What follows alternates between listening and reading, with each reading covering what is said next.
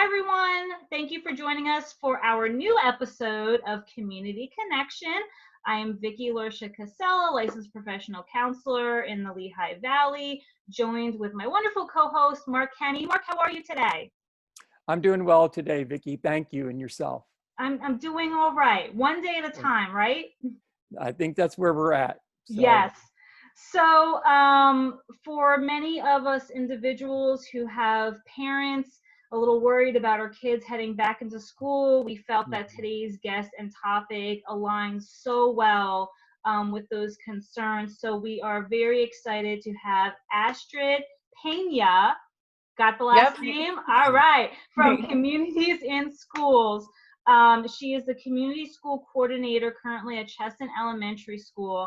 And before we dive into the question and answer, I'm just going to share my disclaimer that if anyone who's currently listening is struggling with any major mental health symptoms, we encourage you strongly to reach out to your therapist, doctor, crisis worker, caseworker. Am I missing anything? Any support that you have in the community to get the help that you need. I think we're all struggling to some degree right now with everything going on with the pandemic. So please reach out to those supports in the community. There are so many out there. Okay, so shall we dive right in? Astrid, do you want to say anything else about yourself, actually, before we dive into the questions? Yeah, so just to, go over that, I am the community school coordinator at Cheston Elementary School.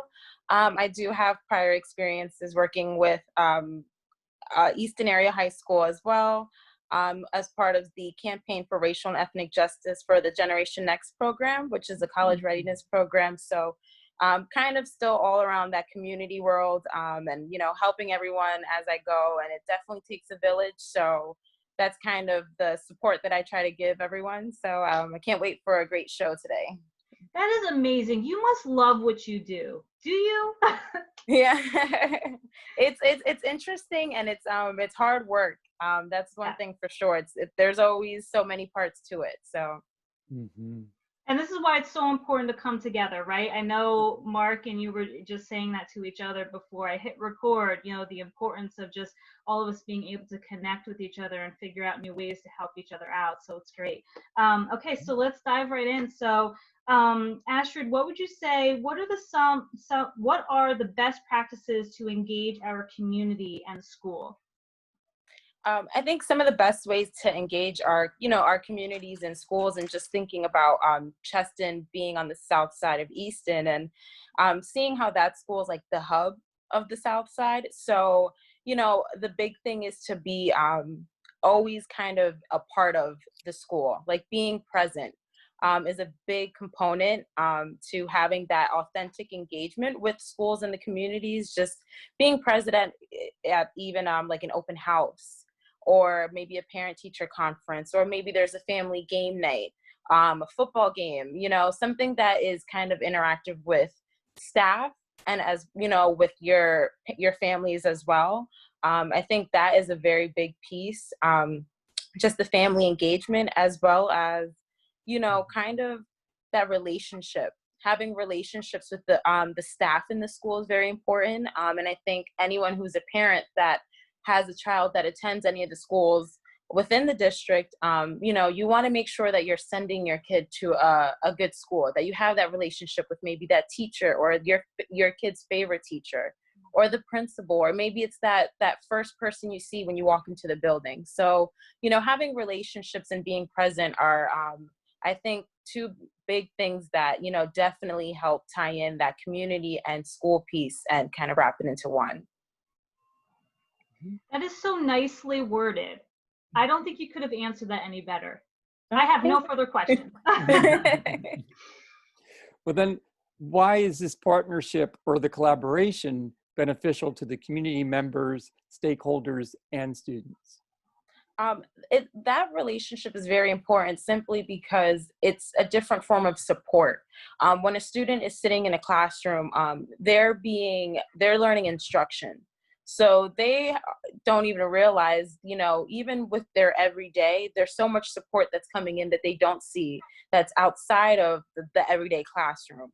So when we have things at our school where it could be a winter coat drive, or, you know what, we're gonna do a nice thing for the holidays, and maybe we'll do a nice cougar share piece, and we'll donate maybe gently used toys or new items. And it's just like, the students sometimes don't realize that all these other things come in from people that are in our communities that want to see our kids succeed in their, you know, academic career world. So, you know, it's very important for the community to be involved, because, you know, they also make a difference when we have visitors that come into the building and a student is seeing maybe what a nurse looks like, or someone who went to the same elementary school like they did, you know. So having volunteers or people who generally support the school, it's very beneficial to our students. Just seeing that that support goes a long way, outside of, you know, just, you know, your regular classroom or your special class, your, you know, your gym class, your moments in the cafeteria. There's people, there's kind of like a bigger picture. So that's very important, I would say, as a relationship piece for the school. And so everybody in the community has the opportunity to have a role then in, Yes. and the school is, like you're saying, is the hub, but this brings the community together in different ways. Yeah. And, you know, the best thing about that being that Cheston is on the south side, or just with any school, kind of being that neighborhood school, when there are school-based events, you know, the community is always welcomed. So that's always something nice to have. Or if there's maybe a summer program going on where, you know, we're going to feed children under the age of, you know, 18, and this is open to anyone that lives here. So, you know, you're allowing other people who may not necessarily have children that attend the school, maybe they're, you know, so you're helping kind of all different types of people within that neighborhood, and being that hub. So filling that kind of community piece is so important. And just like I said before, it's all about the relationships and tying that into, well, I have a good relationship with this school. This school is a resource to me. And that's what I personally like to see. When I see the community and the schools, I like to see one big circle of like resources, kind of give and take on both sides. Wonderful.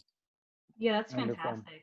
What type of programs and services does communities and schools offer the families? So communities and schools, we offer a variety of different programming to families. It could go from after school programming. So that could be anything that would align with whichever school a child may attend, whatever their school support plan would be, and their vision of what, you know, their school is doing and what their students are engaging in. We would provide those types of services. So, you know, normally within an after school program, it could be like a Cub Scouts program or Cooking Matters. So something that is teaching you, like, it's educational yet fun, but, you know, there's a nice takeaway. It's also a better thing too to have after school programming, because it also helps with attendance. So as a community school coordinator, that's one of our focuses with after school programming, providing pretty much resources to children and having them maybe be more eager to maybe come to school because you have something to look forward to at the end of the day. You have that special program that you're going to go to. So we would help with that. We also help with academic assistance programs. So that would be maybe anyone that would like to come in and maybe read to a second grade class or do a literacy component. That is a big focus, I would say, with communities and schools, that academic assistance, whether it's the literacy piece, as I said, or even if it's just the math focus. We really try to get the mentoring and the tutoring piece involved with academic assistance programs, just because the type of support that a community school coordinator would give to a school is pretty much on an all level. All kids should have these resources. The great thing about that is because we have the community involved, whether it's a community partner or a corporate partner, it gives them a range of which areas they would like to focus. Maybe third grade this month, we're going to do a reading challenge. They could help us meet that goal with kind of assisting us with maybe like a day program. And then the takeaway would be, you know, promoting literacy, obviously, having community members in the schools and having that one-on-one session with kids. And then, you know, kind of pushing this, you know, we like to read, you know, this is our main focus. And that kind of ties in once again, like what the community school model is and why we would assist with those types of programs. So it's kind of building everything up from scratch in the school, but kind of giving resources to all. That's fantastic. So are there currently programs or services that aren't in the school or need improvement that the community could help with? Yeah, so there's always things that we're always learning and growing. So there's always going to be room for improvement, which with whatever field you may necessarily be in. I know as far as the district goes and kind of the vision of what Cheston is planning to be like, we are definitely focusing on a lot of behavioral mental health,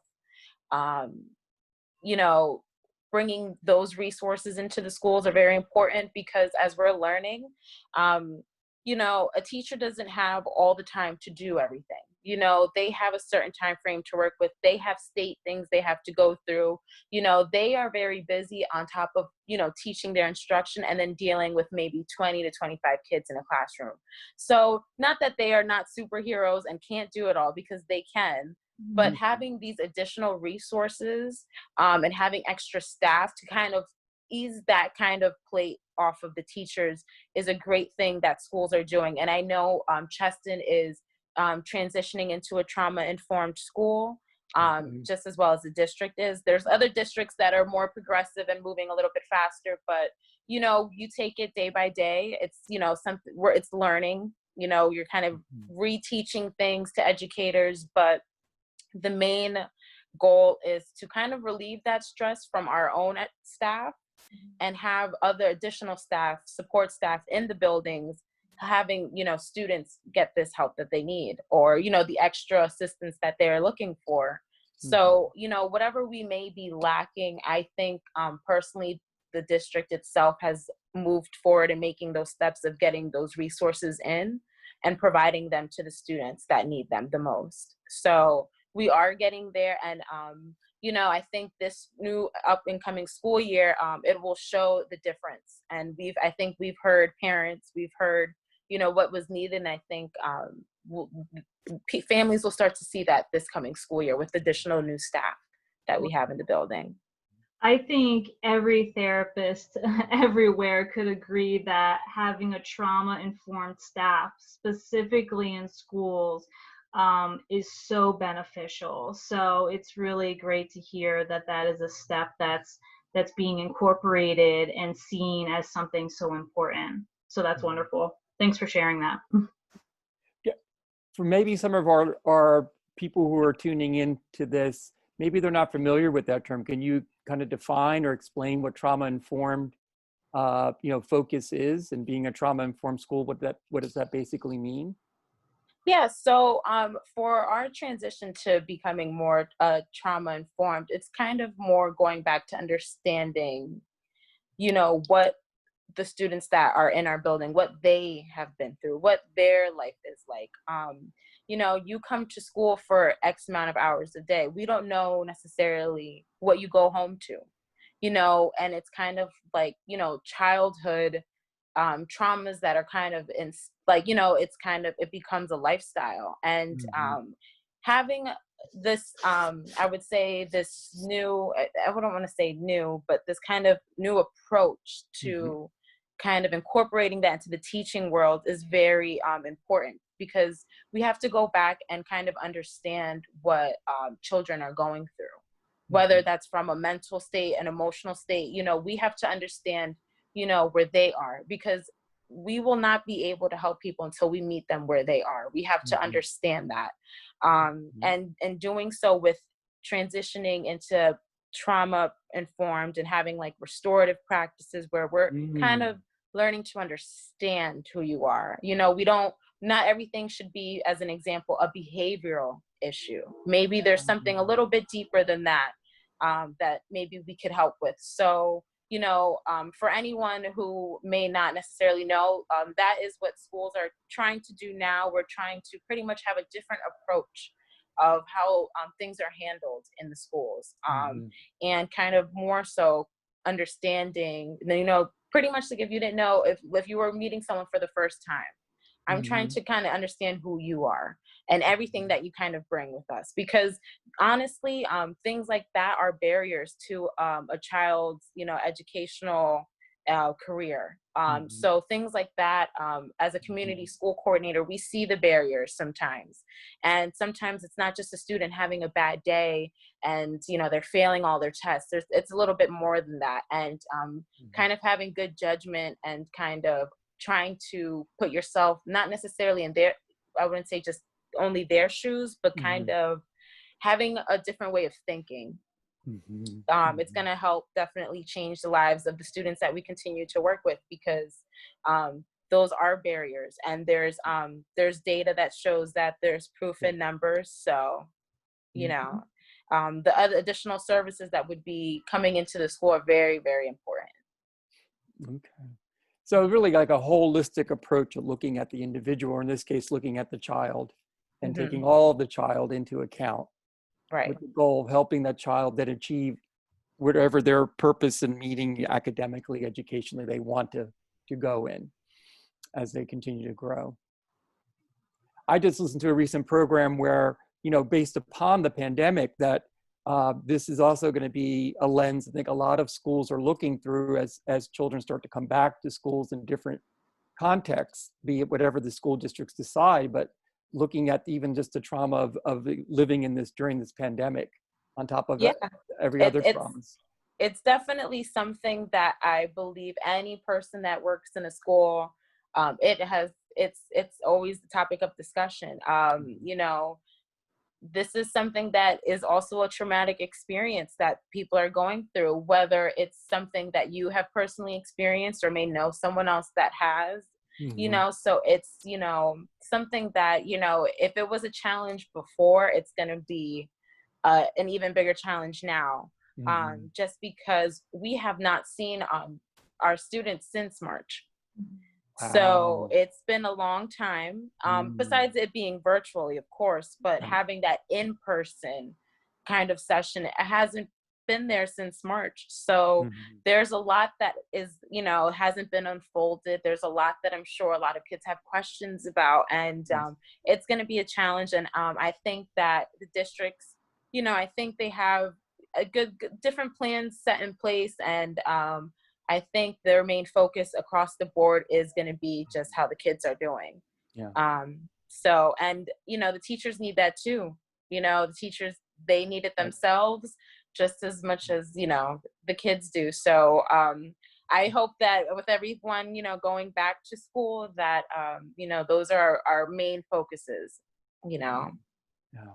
So fabulous for all of you to be proactive and Mhm. anticipating, and so that you'll be there, fully aware, and that's so helpful for that child and children that you work with. So that is just great. Yeah. And I Um, think we're all experiencing this for the first time. So, right. Yes. yeah. Yes. Very true. Mm-hmm. What is something that is not provided in a school setting, but something that a community member would like to see? I think some things that are not provided in a school setting would be maybe more like adult programs. Mm.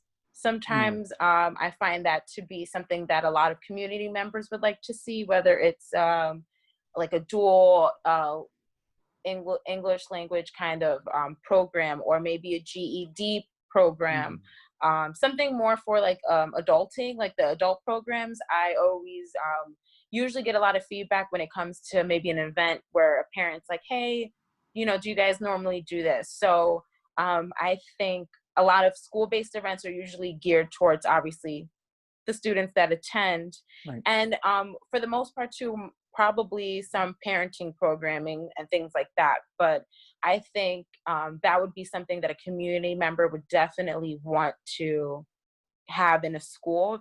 Just Mhm. speaking from experience, I've had community members that say, hey, you know what, we have this great program where it's a dual language. We could do Spanish and English. We'll bring it into your school. And that personally that's great, because then at Mhm. the end of the day, we have families that's a big takeaway. Someone would definitely benefit from joining this program. And then who better Mhm. it for than to target, maybe adults. And with the demographics that we have with our school, we have a lot of, Hispanics, just as an example. So as you can see, it would definitely be something that would benefit the greater good. So I would think those would be the type of programs that a community member would probably want to kind of put together to bring into the school. Okay. So a real systems approach. Yeah. In terms of, and then how that then goes back out, that's back and forth between the school and the community and the school is kind of reciprocal benefits. Right. That, and I think a lot of schools, find, when they have those empty times in space, they have that space to be used maybe during non-school hours. What else could they also be helping? And as you were saying earlier, schools are now really the hub for a lot of our communities. Yeah, and even when you say it's a hub, it could be someone just a basketball team that's utilizing the gym. That's just something. And I think of when I was a child, and I mean, I still young adult now, but when I was doing younger sports, I would think about, oh, I'm practicing in someone's school. I don't go here, but I'm having basketball practice here, or, so it's little things like that, that I think are important. Even when we've hosted, back to school supplies drives and things like that, it's always nice to see people from the neighborhood just walking down to the school and getting some things that they may need. I think those are the things that I personally like to see, that just people just coming, just kind of like gathering, like, this is the place to be, and this is, where all the information is. And I think that's just the best, one of the greatest roles that, just being in a school and working in a school, just having that. It's a pretty neat experience, because, you help a lot of people that you may not realize that you're helping just by your role. It doesn't take a lot to make a difference. Yeah. So I think you may have already answered this question, but why do you feel community outreach is so important? Community outreach is important is because it's pretty much the networking, kind of staying in tune of what's going up to date in your community is important. Kind of sharing with people, like, what's going on, and, just kind of being, like I said, it goes back to being present. These are the things that are actively going on. And, if you would like to be a part of it, like, how could we make you a part of it? How can we collaborate on this to make it an even better experience for our community? And honestly, the community outreach piece is so important to me, because you never know, what relationships are out there. You don't know who could help you with something, or vice versa, or someone who may have the same idea as you. So sometimes there are people who are there's always a puzzle, and you never know who kind of fits into that puzzle. So that's how I see the community outreach piece. And I think that is so important just with anything across the board, because those community members that you're connecting with that have, everyone has their own vision. Everyone has their own plans, and everyone also has a different background, but everything ties into one another. And you need that community outreach piece. You need the community to help get you there. When they say it takes a village, they're not lying. It definitely does. It's not a one-man band kind of thing. There's a lot of moving parts when it comes to the community piece. And those are the things that make a difference. And sometimes people may not acknowledge it for what it is, because it's usually behind the closed doors. You may not know who's doing what, but community outreach is extremely important, especially with the work that a community school coordinator would do, or anyone in general that is in this field of work. It's very important. So. Absolutely. We agree. And so talking about that, what are the desired roles for volunteering and mentoring opportunities with students and people in the community? So in a perfect world, I personally love having the mentoring and the volunteering pieces brought into the school, because, it's great for the students to see fresh faces, and kind of, also for the volunteer to just have that moment, you're in that setting as well. Unfortunately, I don't know what the the new systems and procedures and protocols will be due to COVID-19 and the reopening plans and so forth. But I see volunteering at least probably a little bit limited this school year, just with what's going on. Like I said, in a perfect world, normally at an event, there would be an opportunity for, if you would want to be contacted and volunteering for the upcoming school year. That was something that I was going to be working on, just because it was something that kept floating around in the school. And we wanted, we have a PTA that does a great job of, recruiting parents, or just even when they have their events, so we wanted to create like a little kind of list of families that were definitely going to be involved and wanted to volunteer, and kind of just wanted an update, like, hey, you know what, this is this event going on if you're interested in volunteering. So that is a system that I would like to set in place for this coming school year, where, I mean, given that in a perfect world, this would be happening, but, where they could get updates of when you could volunteer, and kind of allowing that to be that kind of shared leadership. So allowing the community to feel like, you know what, I can come down and help out at this event, and, kind of being informative with them. Mentoring is a big piece that we always like to instill with the students in our schools. We do a lot of mentoring with the high school students, the Lafayette College students. I know Big Sisters and Big Brothers are involved as well. So, the mentoring piece is there. I would love to see it more with our community members, maybe get some type of program going where we could do something where we could mentor maybe a group of students, and this is just an idea, but I would definitely like to see more involvement, I would say, with the community, and wanting for them to kind of do mentoring, depending on what that would look like. I think that would just be really neat. To just have, it's more to establish and build off of relationships. And the mentoring piece is always, it's always something nice to have too. It's a different type of experience. Sure. And the mentors also get an it's like experience a two-way by the street. Yes, it yeah. is. That intergenerational interaction is just so beneficial for both individuals.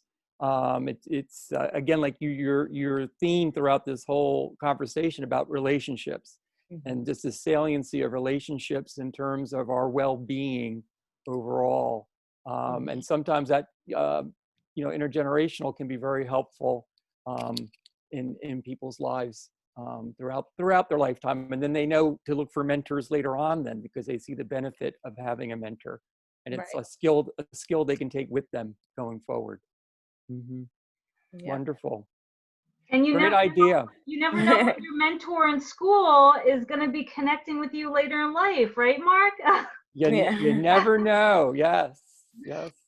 Particularly in the Lehigh Valley. It sometimes it takes maybe that one person to kind of open up your eyes to something, or open up your world. So that's why it's a big thing for us to do mentoring programs, and also to make sure that with anyone doing a mentoring program, it's important to know that, this is that relationship piece with this student as well. So it's very important to, as much as it's important to me and maybe an administrator, it's also very important to the student. And that's our, our main focus. So with anything that we're doing, and at least in my line of work, whether it's basic needs support, academic assistance, or after school programs, or, educational field trips, my biggest thing is always the students, and their well-being, and always making sure that they're comfortable and that they have the resources that they need.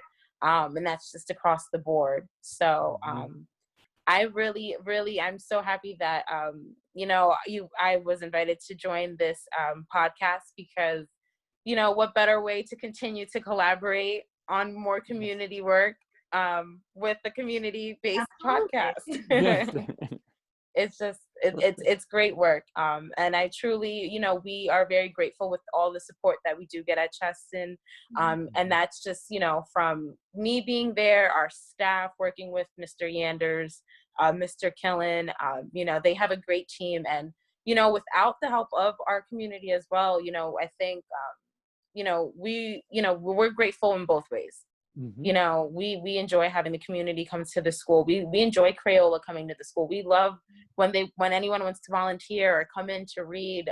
You know, we enjoy moments like that because, you know, we know that the students get to see that and they're experiencing that. Exactly. Outside of the volunteering and mentoring aspects, are there any other ways that the community could support the school or help out? And I think you've already mentioned a few, but are there any others you could recommend? Yeah, so what we normally have a leadership team, which is made up of some community and corporate members, and we roughly meet, I would say, on a quarterly basis.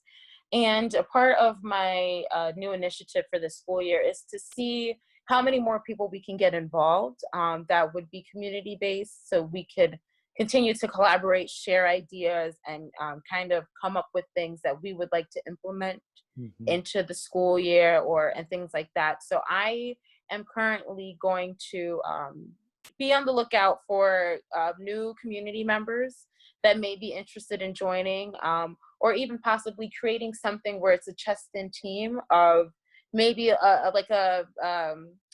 like we could meet maybe every now and then, and it could be something that, you know, if you're definitely dedicated and interested and want to be a part of this, and have a voice with the school, and it could be something where we share ideas of what maybe the family engagement pieces look like. So, you know, I definitely want to establish something like that where we could have more people from the community kind of voice, you know, how they would like to help. We can definitely, for me, as I just within my role, I know what we can do, and it's kind of pretty much bringing these ideas to life. So as long as we have the people and the curators there brainstorming, I think we could definitely implement something that anyone in the community would like to do, as long as it is just, you know, it aligns with our school and our vision at the end of the day. I love how you said have a voice. I think we all want to feel our voices heard, and I think specifically when it comes to children, they can't always verbally express what's going on, and I think that's another component of why it's so important to have those specific individuals that are trained, you know, there to help them feel comfortable in sharing their voice. You know, so I love the wording that you've been using this whole time, Astrid. There's like keywords and phrases that you're saying where I'm just like, yes, that's it. That's great. I love it. And, you know, just to, Vicki, to touch on what you just said, that's the one thing that I've noticed within my role, noticing that, you know, I am not your grade level teacher. So I will have a different type of relationship with students because, you know, and that it gets tricky there, but sometimes, you know, that's also something that I've noticed and something that I like, because then I it's almost like you see a different side of the student, because they're not maybe with their everyday, your classroom teacher, or you're not with the principal. So it's a bit different, but it goes back to that same thing that I keep saying, which is the relationships. You know, they see you as someone else. So then I have a different relationship maybe with this student than a teacher would, and, you know, and vice versa. So absolutely. Such great information. I mean, I'm sure we could probably talk for another half an hour about this, if not longer. Mark, are there any other thoughts or feedback or questions that you wanted to ask? No, I mean, I teach a development course, and I'm just, you know, I'm just lighting up like an old-fashioned, you know, pinball machine here. I know what Astrid is saying, and that the importance of development in these stages that she's working in, and just fabulous. I congratulate you on your enthusiasm and your ideas and how you practice. That school is very fortunate to have you, and the good works. It's just, I'll just share that it's been just so enjoyable to hear you share all of your work with us today. Oh, well, no, I thank you for having me. I really appreciate allowing, I think that's my biggest piece of what I like about what I do, because I can share stories like this. And, you know, when I say it takes a village, it does. It's not me just doing it by myself. It's a team of different people, whether they are in the school building with me every day, or they may be in a church every day, or they're in a community center. Everyone definitely has a hand in everything that we're doing. And it's a part of the, you know, the bigger picture at the end of the day. So, you know, I definitely, it's not a one-man band. So I definitely appreciate the time, for me allowing, you know, for allowing myself to be here, allowing you, you know, for me to tell my story, just, you know, my experiences. And, you know, this is what I live for. It's this stuff. It's very cool. Absolutely. I think people often miss that we are all connected more than we think, and we have more to offer each other than we think, you know? So when we have these opportunities to really step up and do any little thing can make an impact. And it's beautiful how everyone can benefit from that. Before I forget, Astrid, I do want to ask, is there any contact information? So if someone's listening who, not even if they just go to Cheston or they live around Cheston, but if anyone wants to see if their school is involved with communities and schools, like what would be the appropriate way for them to get connected? Yeah, so if you are within the Easton area school district, and maybe you're not familiar with communities and schools, because we are within the two elementary schools, Paxenosa and Cheston. We are in Easton area middle school, and we are in the high school. Community schools are much different, just depending on the demographic. So not necessarily every district would have a community school. If someone is listening and you don't attend maybe Easton area school district, but you're in Bethlehem, maybe Allentown, East Penn, we do have communities in schools in those other districts as well. There is a website that you can visit, and it's CISLV.org, which is Communities and Schools of the Lehigh Valley. That will bring you to basically the Communities and Schools homepage. We are also just kind of a smaller branch of the national organization. Oh, okay. So there is Communities and Schools in other parts of, you know, the country, but we are here just focused in Lehigh Valley. If you go to CISLV.org, that will bring you to Communities and Schools website. You'll learn more about our nonprofit, the work that we do, what community school coordinators do. We have site coordinators. From there, it would also tell you which school districts we're in. Okay. So it'll give you a list. We are in Bethlehem, we are in Reading, East Penn, Allentown. I believe I already said Bethlehem, and we are in Whitehall as well. So that's amazing. Yeah, and the thing is, we're all spread out, and not everyone has, like, I would say, the same roles. They might be in different districts, but they'll be site coordinators, or some have community school coordinators. So we're pretty much kind of spread out and everywhere. And I'm pretty sure, if you may not know that we're in your school, we might already be there. Yeah. So you just kind of have to ask, you know, for your communities and schools person. We really pretty much so assist students with anything that we can, outside of what they would normally be doing in school. If you go and check out our website, you will find pretty much ways of how to help. If anyone is interested, which schools we're in, and also with what we're doing with COVID-19. Oh, great. We have some things going on there where we're also helping families. And Communities and Schools is housed actually in Allentown. Okay. So the administrative office is in Allentown. Okay, fantastic. All right, well, thank you so much, Astrid, again, for all of your knowledge. And like Mark said, your enthusiasm.